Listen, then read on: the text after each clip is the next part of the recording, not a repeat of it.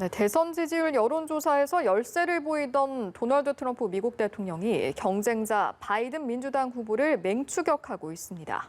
경합주에서 격차가 급격히 좁혀지고 있는 것으로 나타났는데요. 워싱턴 연결해 자세한 내용 알아보겠습니다. 이경희 특파원. 네, 정치 전문 매체 더 힐이 정치 웹사이트 리얼 클리어 폴리틱스의 분석을 인용해 보도한 내용인데요. 대선 결과를 결정짓는 경합주에서 트럼프 대통령이 맹추격하며 바이든 후보와의 격차를 좁히고 있습니다. 미시간, 위스콘신, 펜실베이니아, 노스캐롤라이나, 플로리다, 애리조나 등 6개 주가 대표적인 경합주로 꼽히는데요. 미시간의 경우 7월 28일 기준으로 바이든 후보가 트럼프 대통령을 8.4%포인트 앞섰지만 한 달 만에 이 격차가 2.6%포인트로 줄었습니다. 펜실베이니아는 같은 기간 격차가 7.4%포인트에서 5.8%포인트로, 위스콘신도 6.4%포인트에서 3.5%포인트로 격차가 줄었습니다. 또 최근 조사에서 바이든 후보는 플로리다에서 트럼프 대통령을 3.7%포인트, 애리조나에서 2.2%포인트 앞섰지만 노스캐롤라이나에서는 오히려 0.3%포인트 뒤진 것으로 나타났습니다.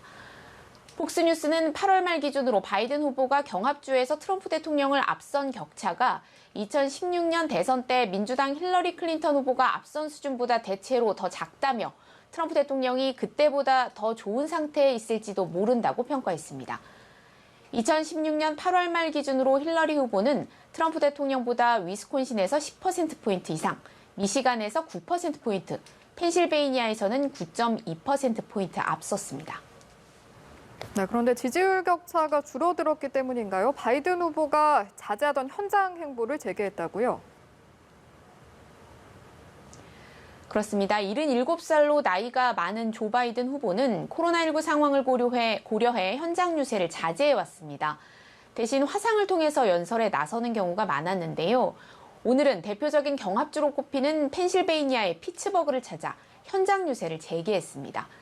최근 격화하고 있는 인종차별 항의 시위를 언급하며 폭동과 약탈은 항의가 아니고 폭력은 변화가 아닌 파괴만 가져올 뿐이라며 불법행위 자제를 요청했습니다. 트럼프 대통령을 향해선 날선 발언을 쏟아냈는데요. 대통령의 임무는 진실을 말하고 선동하지 않는 것이지만 트럼프 대통령은 그렇지 않다며 그는 나라를 보호하는 대신 혼돈과 폭력을 부추기고 있고 미국을 겁주려고 노력하고 있다고 말했습니다. Fires are burning and we have a president who fans the flames rather than fighting the flames. This president long ago forfeited any moral leadership in this country. He can't stop the violence because for years he's fomented it. 그러면서 트럼프 대통령 아래에서 진정 더 안전하다고 느끼느냐고 수차례 질문을 던졌습니다. 반면 트럼프 대통령은 여러 우려 속에도 인종차별 반대 시위가 격화하고 있는 위스콘신 커노샤를 방문하기로 했다고요? 네, 최근 현장 유세를 더 늘리고 있는 트럼프 대통령은 이곳 시간으로 화요일인 내일 제이컵 블레이크에 대한 경찰의 총격 이후 격렬한 인종차별 항의 시위가 벌어지고 있는 위스콘신주 커노샤를 방문합니다. 격화하고 있는 시위에 기름을 붓는 격이 될 것이라며 시장과 주지사가 나서 만류했지만 방문하겠다는 의지를 분명히 했는데요.